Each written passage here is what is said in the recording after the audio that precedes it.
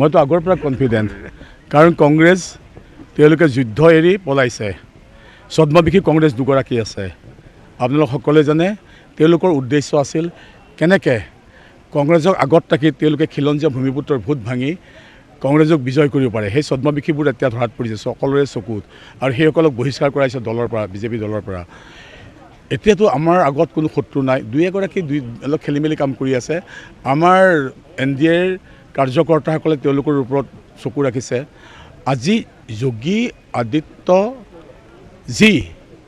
আজি এই দিল্লীৰ দৰবাৰ আজি ভূখণ্ডত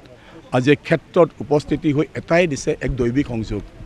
কাৰণ এই ক্ষেত্ৰখন হ'ল বৃন্দাবন সদৃশ বুলি কোৱা হয় মাধৱদেৱে ইয়াত যেতিয়া প্ৰথম পদাৰ্পণ কৰিছিল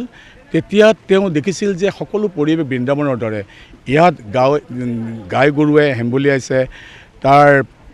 চেউৰীটোৱে পিছে পিছে মাকৰ গাখীৰ খাইছে আৰু গুৰুজনক দেখি তেওঁ এনেকৈ মূৰ লৰ কৰিছে লগে লগে আমাৰ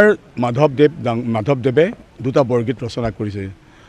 আপোনালোক আটাই জানে আলু ভাই চলো যাও বৃন্দাবনে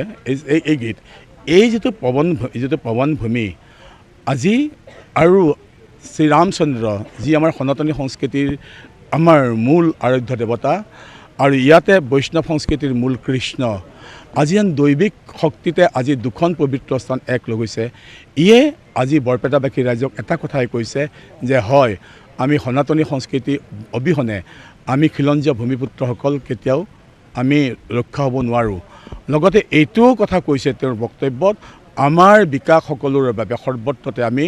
ইয়াত সকলোৰে বাবে ধনী দুখীয়া সকলোৰে বাবে বিকাশ কৰিম ইয়াত ধৰ্মাৱলম্বী আমাৰ ঘোষপেষ্টিৰ কথা কৈছে যিবোৰ দে আৰ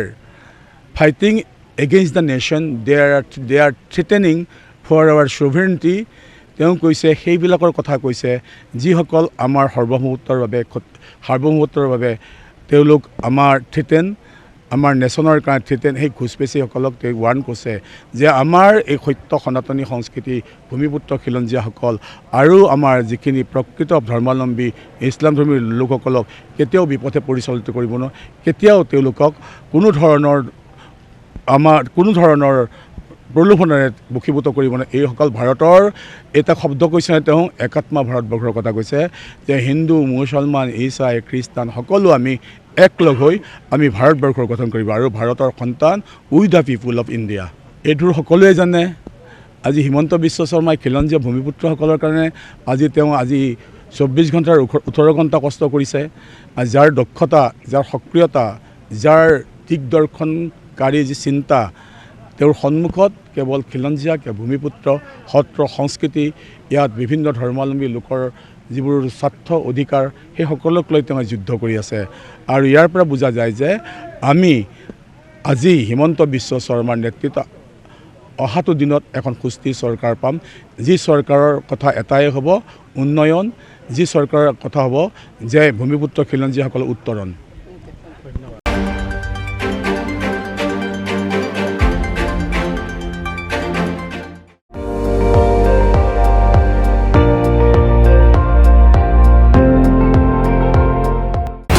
আপুনি চাই আছে ND24 সৰ্বশ্ৰেষ্ঠ নহয় সৰ্বোত্তমৰ দৌৰা